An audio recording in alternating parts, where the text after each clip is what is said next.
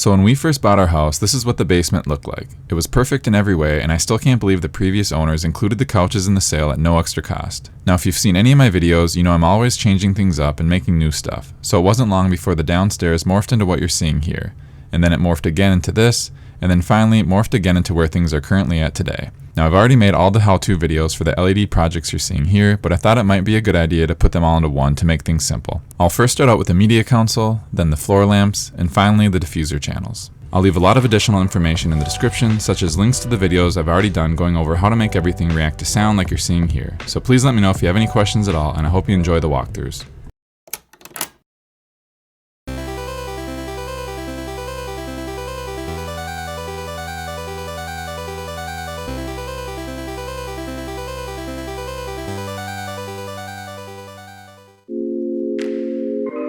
So a lot of my projects start out at Home Depot, and this one was no different. I ended up buying 3 of these 8-foot long melamine shelves for about $24 each. Next, I'm going to take one of the 3 shelves and cut them down to size depending on how tall you want the media console to be. And after all was said and done, I think I ended up needing about 8 of these pieces. For this next step, I'll be making 2 separate shallow channels using the table saw with all the pieces we just cut that I have clamped together here. And the groove I'm making is going to be about 1/4 inch deep and a little under 3/4 of an inch wide. Now take one of those pieces and use it as a guide to make marks on one of the 8-foot long boards as to where our next cut will be. So for here, and looking back, I have no idea why on earth I decided to do this inside, but I'll be using a 3/4 inch and I believe it's called a mortising router bit to make 2 channels down the entire length of one side of the board at a depth of 1/4 inch. And here I'll be doing the same thing for the other groove. So this is where your personal preference is going to come in as far as how wide you want the spacings to be. And when you're coming up with a plan here, make sure to take into consideration the size of the items you'll be displaying. Next, I'll be measuring and marking the board so when I flip things up to begin securing, I won't have to remeasure and can simply line things up with the marks. Since I'm not too worried about making this super strong, I'm just going to be using some 1.5 inch brad nails to secure things together, but you could certainly drill pilot holes and use traditional screws if you wanted to make things more sturdy. And here I've already flipped the board around and started putting nails in on the other side, and I'll be putting one more in down the middle as well. Next is the fun part. I'll be using these super shallow diffuser channels from Amazon that come from a company called Nuzada, and they're going to work perfect for this build. You can get them in black or silver, and being that I had some leftover black ones from a previous project, I'll be using that color. So these diffuser channels are super light, and I don't want to have to deal with screwing them down, so I'm just going to use a little bit of wood glue, and that should keep them in there just fine.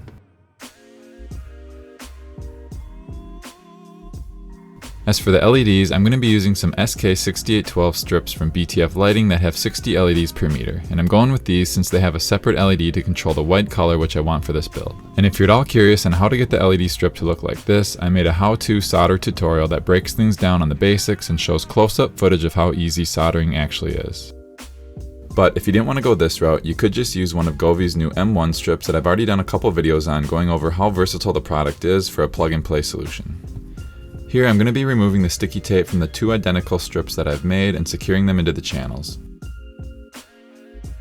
And these channels also come with a diffuser cover that you may or may not choose to use. I would recommend experimenting with them on or off and see what you like best. I'm going to be running these 2 strips in parallels. That means the data will be split coming from the controller and both the lights will do the exact same thing at the exact same time. I'll show you how to get everything wired up, and for reference, the red wires are my voltage, the black is the ground, and the blue and yellow will be my data. Traditionally, the data line is green, but I ran out of that color, so I just used what I had left. And one other thing to quickly point out is that there's little arrows on the LED strips that indicate what direction the data is going. Make sure those arrows on both strips are pointing in this direction. Now I mentioned the controller, and I'll be using WLED installed on an ESP32 Wi-Fi board, and you can check out the video I already made going over those simple steps to get things set up. And in the soldering video that I already mentioned, I go over how to get the wires connected to the pins like you're seeing here, but for this device, the red wire is my voltage, white is my ground, and green is data. So this is actually really simple, but it might look complex due to all the wires, but I'll try to make it as easy as possible to follow. First, I'm going to take 2 additional wires and I'm going to attach the red one to one of the 3 positive terminals on the power supply, and for reference, I'm using an extra 5V 30 amp unit that I had laying around. Next, I'm going to take a 5-slot wiggle connector and insert and snap in place the red positive wire coming from the power unit. Now I'm simply going to take all the other red wires, 2 from the LED strips and 1 from the ESP device, and insert them into the other slots of the connector and snap in place. The 5th slot will not be needed. Now I'm going to take my additional black wire and put it into the first negative terminal on the power supply, and I'll be doing the exact same thing we just did, but this time all the ground wires will go into the connector, which are the 2 black ones from the LED strips and the white one from the ESP device. And finally, the green data wire coming from the controller will be put into a Wago connector, as well as the data lines coming from the LED strips, which are my blue and yellow cables. Now I just need to go ahead and set the LED board on top, and I'll again be using my brad nailer to attach.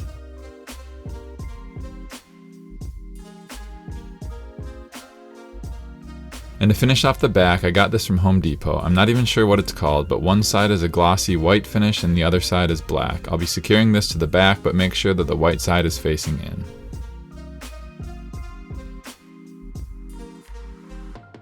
The last thing I'm going to do is just use some basic white cord cover and drill a couple holes on the bottom to feed my wires through to better help hide them from view so they can be placed out of sight behind the console. This is also another plus of using Wago connectors, as you can snap and unsnap the wires in seconds. And if you want to clean up your cut edges where the wood is exposed, you certainly can just paint it white, or you can get this white melamine edge banding that goes on with the hot iron. I'm still not sure what I'll be doing, but at least those are a couple options I'll have.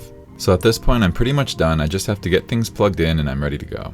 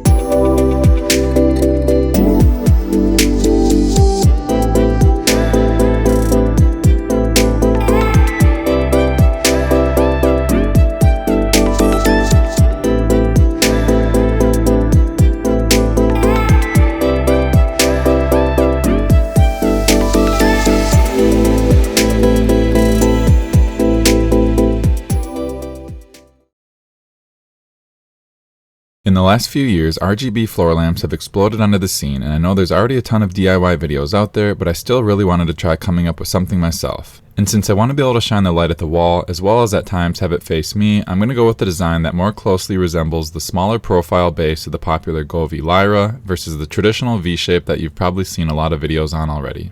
So the first thing I had to decide on was what to use for a diffuser, and I ended up going with this V channel from Musada. This one is 1 meter in length, but since you can also get this in 2 meter sections, I'll for sure be doing this project again once I get my hands on that size. Next, I had to come up with something for the base, and I ended up using 1 1/4 inch square dowels that'll be cutting into different lengths. Now as you can see, these pieces of wood are about the exact same size as the profiles, which is going to be perfect for getting everything secured and set up. So right now I've already cut some of the squares into a few different lengths, and I'm just experimenting on different ways I might want to put them. And once I have a design that I like, I'm going to secure the pieces of wood together using just a little bit of your average wood glue.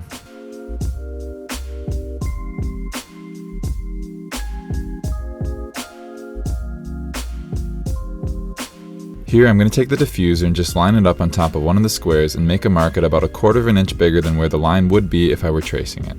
Next, I'll be adjusting my blade to 45 degrees and cutting off the corner section where the mark was made. And since this cut won't be visible when installed, you don't need it to look perfect, so you could very well go slow and just use a regular handsaw if you'd like. Now that the 3 blocks have dried, it's time to get the aluminum diffuser added, and based on how tall you want the lamp to be, will determine where it gets secured. To attach the profile to the wood, all I'm going to be using is some super glue, and once applied, I just held things firmly in place for about 1 minute, and then I let things set for about an hour. So now I'm going to take that one piece of wood that we cut the corner off and butt it up right next to the bottom of the channel. I do want this piece of wood shorter than the other ones because this is where I'll eventually feed the wires out of. And hopefully you can see here that the gap in the wood should be just big enough so that the wires from the LED strip will be able to fit through. Now honestly, at this point the profile will stay upright and you could be done with it if you wanted to. However, I'm going to add a few more blocks of wood to give it a little bit sturdier of a base and a little bit more character. And I really had to fight the urge to get carried away, but I was proud of myself and only added 3 more pieces.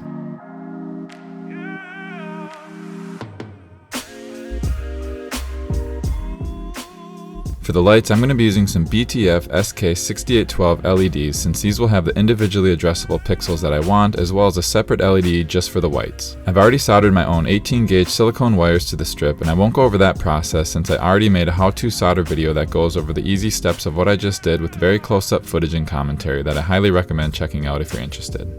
And you certainly don't have to, but I'm going to use a little heat shrink tube to cover up the soldering points at the strip and to give the wires a little more reinforcement. So the next thing I'm going to do is look at the bottom of the base, and I want to determine where the best spot might be for the wires to come out. And I'm going to make a few marks for potential places I think might be best, but I won't be doing anything further at the moment. I'm also going to use this mesh type cord concealer to tidy up the wires from the LED strip. I probably should have gone with a little bit bigger size, but they'll still do the trick.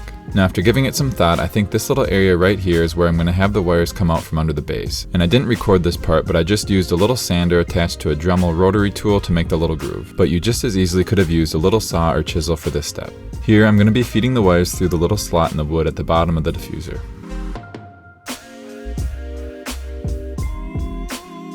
And once that's done, I'll be removing the sticky tape and securing the LED strip onto the aluminum profile. And in case you're wondering, there are 60 LEDs on this strip. Now the last thing to do before going over power and controller is to attach the milky white diffuser cover to the profile. Now right here, it's a little hard to see, but this is where I used the little sander to make a small groove in the wood so that when this thing's sitting on the floor or a hard surface that the wire can come out, but the base will still be flush with the surface. For power, I'm going to use a 5-volt 10-amp supply, and I've already cut off the barrel plug at the end and exposed the positive and negative wires. And since there's not much room to work, I'm going to use an in-line Wago connector to extend the wires a little bit so it's not so cluttered.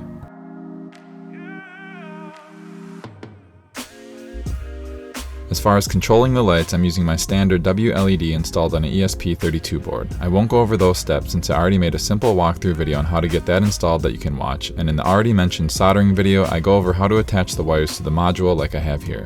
Next is the easy part. I'm using a 5-piece Wago connector, and I'll be inserting the red voltage wire from the power source and the red voltage wire from the LED strip into 2 of the 5 openings. Then I'll use another 5-piece connector and do the same thing for the 2 black negative wires. Now I'm just going to plug the red voltage wire from the ESP device into one of the remaining 3 slots on the connector, and then I'll do the same for the white ground wire, which will go into one of the 3 open slots that have the black wires in. And finally, I'm using a 3-section Wago connector to put the green data lines together. So the reason I use Wago clips with more openings than needed is now if I want to make a second floor lamp, which I did, all I have to do is put the 3 wires from that LED strip into the appropriate remaining openings and I'll be good to go. So that about does it for this project. I hope you enjoy the final pictures and videos, and as always, let me know if you have any questions at all.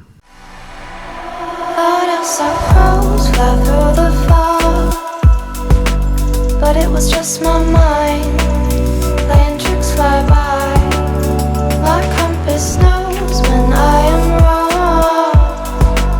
I let it be my guide, keeping the fire in my eyes. Take and leave, I'll take it away, just be and sink with me. Life at ease, there'd be no vacancy.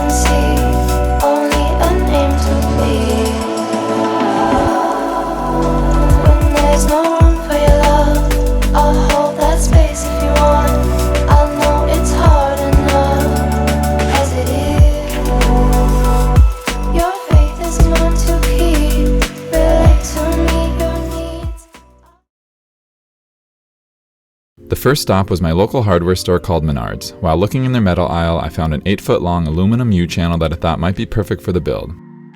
So the profiles come in at a little over 20 millimeters wide, which is a good size since it would fit two 10 millimeter wide strips side by side if you had a need for that. Now, just like the Musada channels, I want to make sure that there's going to be no hot spots when using strips that have at least 60 LEDs per meter. And lately, I've really enjoyed using BTF Lighting's SK6812 pixels since they are individually addressable, but they also have a separate LED built in just for whites, which is certainly nice to have. So here I've already soldered my own 18 gauge silicone wires to the beginning of the strip, and I won't go into that process since you can watch my soldering for beginners video that goes over this simple process with close-up footage in case you're interested in doing it this way. But if you didn't want to go that route and would rather just use a plug and play option, I would highly recommend using the new Govee M1s since they also have 60 LEDs per meter. So here I'm just going to be taking the sticky side off the SK6812 strip and securing things to the center of the aluminum channel. When it eventually comes time to secure this to the wall, since it's not very heavy, I'm just going to be using some basic 3M removable strips. These have always worked well for me, and I love that I don't have to get any screws, drywall anchors, or drills involved. For the next part, I have to come up with something to use as a diffuser, and after testing out different materials, I ended up going with paper for a few different reasons. First of all, it's about as cheap as you can get, and second is that when you buy it in a roll, you can pretty much make it whatever length you want to eliminate any small gaps between sections. Now you can certainly experiment with using more or less paper, but I ended up cutting an 8-foot long strip that's 2¼ inches wide or around 57 millimeters. Once I had the strip cut, I found the easiest way to go about getting the paper in the channel was to just slowly feed it through one end, being careful to try not making any hard creases. And since the paper wants to naturally lay flat, that pressure is going to be placed up against the sides of the aluminum and hold things in place without having to use any glue or tape. So I'm not sure how this will come across on camera, but unless someone was either super close or I told them, I don't think they'd have any idea that this diffuser was made of paper. Now to control the lights, I'll be using my usual WLED installed on an ESP32 module. I won't go into getting that set up since I already made a simple how-to video you can watch on that easy process. And I've already soldered my own 18 gauge wires to the board, and in the already mentioned soldering tutorial, I go over how this can be done. For power, I'll be using a 5-volt 10-amp supply. I've already cut off the barrel plug at the end and stripped back the wires, and since I don't have much room to work with, I'm going to be using some inline Wago connectors to extend things. From here, I'm going to use a 3-section Wago piece to connect my red voltage wire from the power and the red voltage wire from the LED strip together. I'll then do the same with the black negative/ground connections. Now just take the red voltage wire from the ESP and put it in the last opening on the Wago connector, and then put the white ground cable from the module into the last slot of the connector with the black wires. And finally, use a 2-piece connector to place the green data wires from the LED strip and the ESP32 together. Next, I'm going to be eyeballing things and attaching the profile to the wall using the 3M removable strips that I showed you earlier. And at the time of releasing this video, the diffuser channel's been up for about 10 days and still holding strong, so I'm glad I went this route versus trying to screw things in. And finally, for hiding the visible wires, I just cut a small section off the side of a cable concealer track and used some painter's tape to stick it to the wall, while the power unit and the rest of the wires will be out of sight behind the LED media console that I made recently. Now I did end up making another one the exact same way that I'm going to be hanging near the ceiling, and I'll be running the wires behind the screen. And as I'm doing this, I did want to mention that if you're curious about how I built these floor lamps or the LED media console, I'll leave links in the descriptions to the full DIY videos that you can check out. So that about does it for this fun little project. Please let me know if you have any questions at all, and I hope you enjoy the final pictures and videos.